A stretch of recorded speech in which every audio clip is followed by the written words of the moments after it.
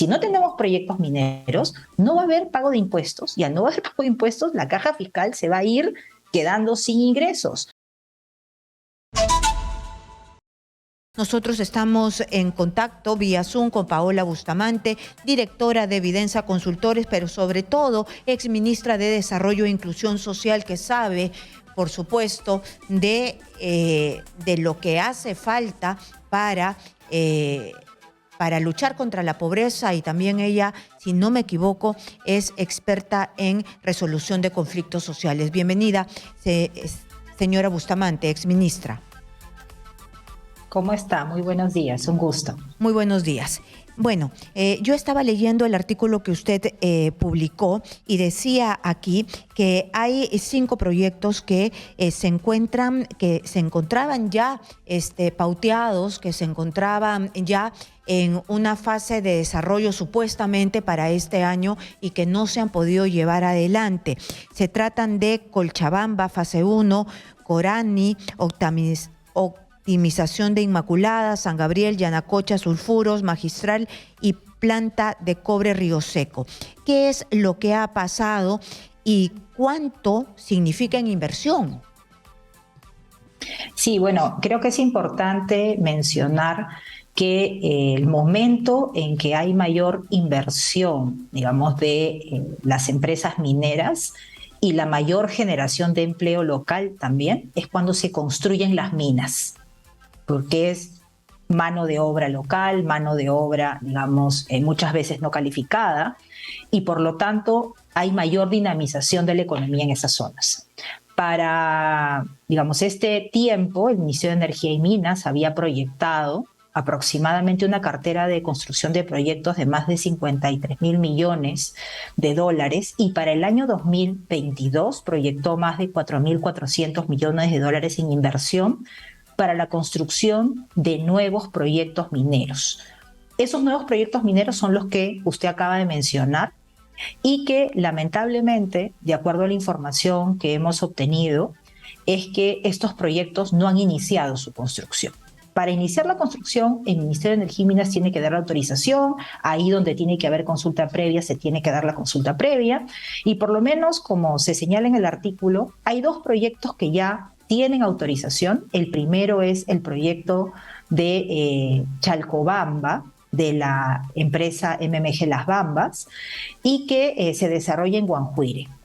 En marzo de este año recibieron, digamos, la autorización para iniciar la construcción, pero lamentablemente no se ha podido iniciar porque a partir del 14 de abril, como todos conocemos, los terrenos, digamos, de esta zona fueron invadidos por la comunidad de Guanjuire, los pobladores, y lamentablemente hasta ahora no se tiene todavía una alternativa de solución. Pero hemos visto que también el fin de semana y el lunes fue noticia en diferentes medios de comunicación que se ha detenido a través de un operativo policial y se han intervenido domicilios de los abogados de los comuneros de Guanjuire, los hermanos Chávez, ¿sí? Donde se está identificando que hay una organización criminal detrás, que lamentablemente está compuesta también por operadores de justicia, que ha permitido que en paralelo a la actividad, digamos, de conflictividad en la zona, también existan recursos judiciales que ha implementado, digamos, ha operado la comunidad a través de esos abogados y que irregularmente e ilícitamente pueden haber sido favorecidos. Por lo tanto, vemos que hay una situación compleja porque hay una organización criminal detrás, se tienen los terrenos invadidos y que aun cuando hay una mesa de diálogo que esperamos que pronto se pueda solucionar esta situación para que se comience la construcción de Chalcobamba. Lo segundo Muy bien, es antes de también pasar otra... a Chalcobamba, por favor, quiero detenerme aquí en Las Bambas, porque Las Bambas siempre ha sido como que muy conflictiva. En este momento se está hablando del proyecto, recién se va a comenzar a construir el proyecto Chalcobamba, ¿no? Entonces, usted me habla de una mesa de diálogo. En la mesa de diálogo está la empresa, están las comunidades y también está el gobierno. El gobierno está participando. ¿Por qué han permitido que se metan, que invadan los terrenos de este proyecto? Bueno, como ustedes saben, justo para Semana Santa se inició una invasión no solamente en lo que corresponde a Ferrobamba, que es lo que todos conocemos en Chalhuahuacho y la comunidad de Fuerabamba, sino también se dio la invasión en el futuro Tajo de Chalcobamba, que es el Tajo 2 de las Bambas.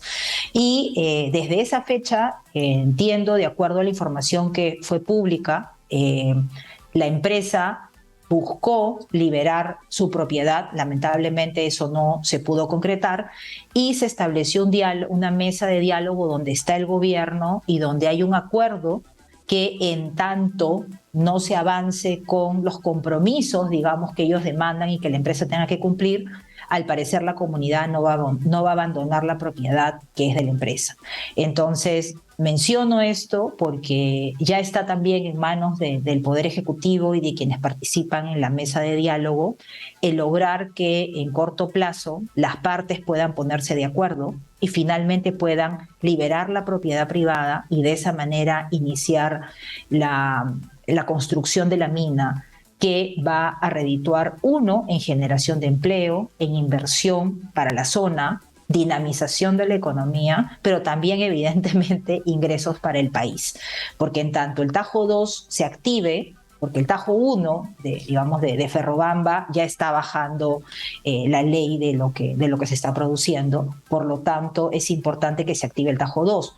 Nuevamente, si la empresa tiene compromisos pendientes, si hay temas pendientes en función a la consulta previa, bueno, es el gobierno el que tiene que plantear las alternativas. Sin embargo, vemos que había una autorización en el mes de marzo y hasta el momento no se ha logrado avanzar con la solución del problema y, por lo tanto, el inicio de la construcción. Sumado a ello, y por eso lo menciono, este operativo policial que hemos tenido conocimiento a nivel nacional de identificación de una organización criminal que estaría detrás, asusando probablemente y mal asesorando a los integrantes de la comunidad para que, además de la invasión, identifiquen una serie de recursos o interpongan una serie de recursos dilatorios para evitar que se dé la inversión, en este caso de la empresa, en la zona. Yo creo que la mirada tiene que ser integral, si bien es cierto, el Poder Ejecutivo tiene un rol y el Poder Judicial otro, y no tiene nada que ver el uno con lo otro. Vemos que hay una estrategia que va más allá, que hay que tener en cuenta. No solamente es una estrategia de invadir propiedad privada, sino también de presentar documentos al sistema de justicia que, a través de, probablemente, como se ha señalado en las noticias, hay operadores de justicia involucrados.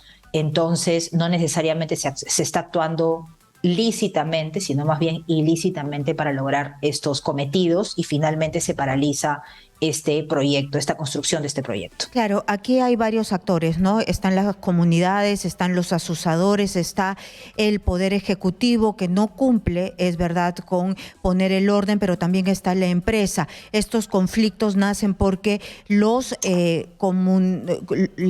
comunidades, los comuneros, no tienen confianza en la empresa, y esto es de larga data. La confianza hay que trabajarla, porque también estoy viendo aquí que el proyecto San Gabriel de la compañía de Minas Buenaventura también tiene, lamentablemente, este problema de conflictividad, ¿no?, con los pobladores.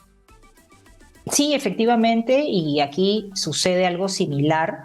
Y vemos que además, evidentemente, está en Moquegua, pero vemos que las demandas también tienen permiso, pero no solamente permiso, sino comenzó el proceso inicial de movimiento de tierras y todo lo que implica el proceso de inicio de construcción, pero tuvo que paralizarse debido a que hay un grupo de pobladores que demandan, que son dueños de esos terrenos y por lo tanto tienen que, digamos, exigen que se les pague. Vemos algo similar en Guanjuire. En Guanjuire también señalan que, en el caso anterior que hemos descrito, señalan también que no se ha pagado el justiprecio y por lo tanto invaden nuevamente los terrenos. Por lo tanto, vemos que un tema que además menciono en el artículo del domingo es que esta situación se genera por la ausencia del Estado en sus diferentes niveles. Podría ser la autoridad local, podría ser el gobierno regional o también el gobierno nacional, pero la ausencia del Estado en estos procesos de compra de terrenos. alguna supervisión, una participación. No digo que en cada negociación, porque eso probablemente sea imposible, pero sí tiene que haber un grado de intervención del gobierno nacional, regional o local que esté presente durante este proceso, que permita que efectivamente luego se le dé la validez, porque estos documentos de compraventa de terrenos terminan no solamente firmándose ante notarios, sino también registrándose en registros públicos y luego las comunidades señalan que no tuvieron la información suficiente para tomar la decisión.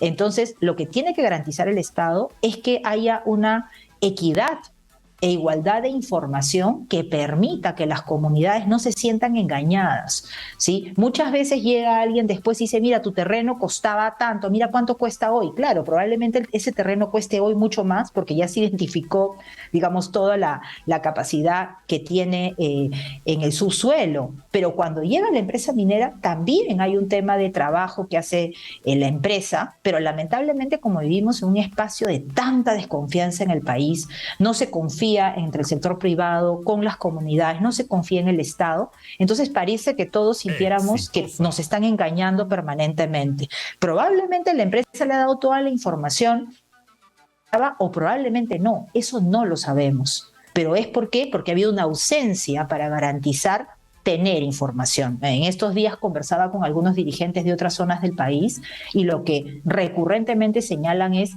queremos tener información para que cuando nos toque dialogar con el sector privado, con la empresa, estemos en igualdad de condiciones para negociar.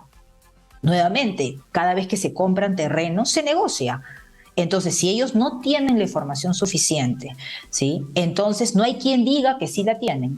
Entonces nos quedamos en las posiciones de las dos partes, la comunidad que dice que no se le dio la información y la empresa que dice que sí le dio. Por lo tanto, una de las demandas y reflexiones que hacía es que es importante que el Estado esté presente en estos procesos y que garantice que se respeten esos acuerdos que se hayan adoptado, por ejemplo, de compra y venta de terrenos, porque de lo contrario, situaciones similares que hemos visto ahora en Guanjuire, Coyurqui, Cotabamba, Apurímac, la estamos viendo en Moquegua también, puede volver a suceder como que ha pasado en otros puntos del país y puede ser el conflicto recurrente ahora.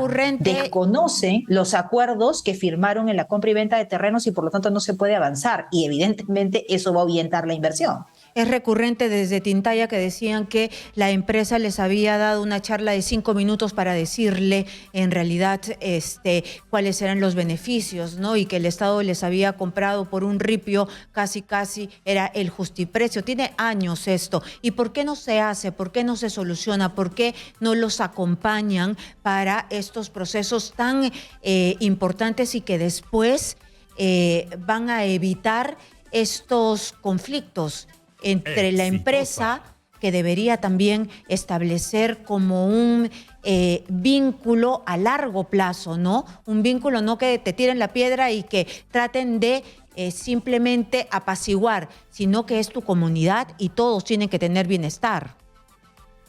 Sí, yo creo que hay varios factores, ¿no? Uno primero, y es que desde el Estado, desde hace buen tiempo, ¿sí? Se identifica la necesidad de trabajar con las comunidades justo en el momento que va a entrar una operación minera. Y creo que lo que tendríamos que tener más bien es un proceso de planificación previo. Ahora vemos una cartera de proyectos, potenciales proyectos de construcción de minas por más de 53.000 millones de dólares en el Perú. ¿Dónde están esos futuros proyectos? ¿En qué territorios? ¿Qué tanto está haciendo el Estado? No para esperar a que llegue la empresa a invertir y recién cerrar, digamos, y que reciban los servicios que necesitan, sino cuánto es efectivamente lo que se puede avanzar antes para que las comunidades estén en mejor situación cuando llegue la empresa y de tal manera que se pueda trabajar agendas de desarrollo, que estoy segura que si una zona tiene una agenda de desarrollo, la empresa privada podría sumarse a contribuir en esa agenda de desarrollo trabajando de la mano con la autoridad local y la autoridad regional. Pero esto que pareciese sencillo decirlo, no es tan sencillo en la medida que a nivel del Ejecutivo, si bien es cierto el Ministerio de Energía y Minas es el líder de todo lo que es la política de minería en el país, no necesariamente se reconoce como el líder de garantizar que los territorios, ahí donde va a haber minería, estén en mejores condiciones. Porque evidentemente, probablemente no le competa cerrar las brechas de agua, de salud, de educación. Exitosa. Pero creo que el Ministerio de Energía y Minas tiene un rol central en el gabinete, donde debería decir, miren, señores ministros, señor presidente, esta es la planificación de la minería en el país de acá a 20 años. Pero sí le compete. Si no trabajamos juntos, si los ministerios no hacen su trabajo antes de que llegue la minería, antes de que entre el proyecto, vamos a seguir en la misma situación. Y creo que todo se reduce muchas veces a que hay conflicto, anda, soluciónalo, y cuando se calmó, porque no se solucionó, se baja la guardia hasta que viene un nuevo conflicto. Creo que esa decisión en el país de tener una planificación de toda la, digamos, la actividad minera de acá a 20, 30 años es central. Ha habido todo un ejercicio en un proceso llamado RIMAI que lanzó el Ministerio de Energía y Minas hace algunos años, pensando en el futuro de la minería al 2050, pero no termina de cuajar por los cambios que hay. El otro día leía un poco la posición de la ministra de Energía y Minas, que me parece saludable el mirar el cierre de brechas, el que tiene que ser algo multisectorial, pero cuánto realmente se está avanzando eso dentro del gobierno no lo vemos aún. Por lo tanto, creo que ahí hay un reto para evitar que los proyectos sigan paralizándose, sigamos dando mensajes contradictorios al mundo cuando salimos al exterior, cuando sale el presidente, salen los ministros, sale la vicepresidenta, dicen vengan las inversiones, pero luego internamente se dan mensajes contradictorios, vemos que los proyectos que estaban previstos no inician por una serie de acciones, entre ellos la inestabilidad política, y también los mensajes que generan inseguridad jurídica hacen mucho daño a la institucionalidad y por lo tanto hacen que las operaciones y las grandes inversiones comiencen a mirar los países vecinos como opción cuando Perú era su primera opción. Ahí es donde quería llegar: inestabilidad jurídica, inestabilidad política. Esto también está en su artículo y es uno de los grandes problemas, más allá de la conflictividad, que es un problema neurálgico, para que no se hayan ejecutado o comenzado a gastar estos 4.417 millones de dólares que ya se tenían pauteados o se tenían ya pensados para los proyectos que están parados en este momento. Esto nos está generando en realidad un desmedro terrible, porque me acaba de decir, se van a otros países. Sí, claro, o sea, lo que creo que tenemos que ser conscientes los peruanos, pero sobre todo las autoridades, es que en términos de minería los procesos son muy largos. Primero vienen, exploran, ven si existe el mineral, luego comienzan a mirar si se le va a dar la concesión, se comienza a trabajar esos procesos, luego viene todo el proceso de conseguir, digamos, los recursos para invertir en el país. ¿Cuánto dura un proceso de construcción de una mina grande? No es menor. 3, 4 años, y luego recién viene el periodo de explotación, es decir, extraer el mineral y venderlo. Ahí recién comienza a venir el dinero a nuestro país. Si nosotros no garantizamos que comiencen proyectos, nuevos proyectos mineros, ¿sí? No solamente garantizando exploración, sino el inicio de los procesos de construcción de minas, de acá a 3, 4, 5 años ya no vamos a tener a dónde mirar, que van a llegar más impuestos para que se traduzcan en canon, pero también se traduzcan en ingresos para atender todas las demandas sociales válidas que el Perú necesita y tiene, sobre todo los más vulnerables. Pareciese que esa correlación, ¿no?, que es tan sencilla de comprender, no se termina de comprender, y si hoy no invertimos tiempo, esfuerzo, garantizar que vengan las inversiones de acá a 5 años, es más, para el próximo año, para los años siguientes, si no tenemos proyectos mineros, no va a haber pago de impuestos, y al no haber pago de impuestos, la caja fiscal se va a ir quedando sin ingresos, con lo cual los proyectos nuevos de infraestructura, las demandas de carretera, las demandas de acceso a servicios básicos, no se van a poder atender, porque no está llena la caja fiscal con el pago de impuestos. Sabemos que la minería es el principal aporte que da a la caja fiscal, y por lo tanto es fundamental garantizar y tener nuevos proyectos que finalmente permitan ingreso de recursos al país y la generación de empleo. Los proyectos, las inversiones generan empleo. Desde el sector privado, sí, pero cuando eso se traduce en impuestos, vienen las obras públicas que también generan empleo y dinamizan la economía. Por lo tanto, es fundamental el garantizar este tipo de inversiones que, como digo, no son 4.400 que no se están ejecutando este año, sino son más de 53.000 proyectos que se tienen planificados y que no podemos avanzar ni con lo que tenemos este año por la situación que tenemos en el país. Por lo tanto, amerita que el gobierno tome atención a esta situación y que haga algo para que esta situación cambie. Y creo que ahí y los además ciudadanos hay que tenemos tener mucho que ver. Hay que tener en cuenta que también que nuestra caja fiscal está bastante desgastada, se ha gastado porque hemos tenido una pandemia, se necesita dinero, se necesita proyectos mineros también, porque nosotros somos un país minero por excelencia. Además, que no estamos hablando de una minería irresponsable, estamos hablando de una minería responsable. Y la minería responsable se hace cuando los diferentes reguladores del Estado están allí para hacer cumplir las leyes. Muchísimas gracias a Paola Bustamante, exministra de Inclusión Social, por estar aquí en Exitosa. Muchas gracias.